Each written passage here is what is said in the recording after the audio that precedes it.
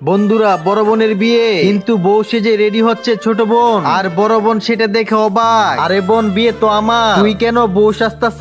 এতক্ষণ তোরই বিয়ের কথা ছিল, কিন্তু এখন তোর বিয়ে না, বিয়ে হবে আমার, কারণ ছেলেটা অনেক বড় লোক। মা বলল তোর ছোট বোনে বিয়ে করতে চায়, বড় বোন হিসেবে তুই তো পারো, নিজে বিয়েটা না করে ছোট বোনকে ভালো রাখার জন্য।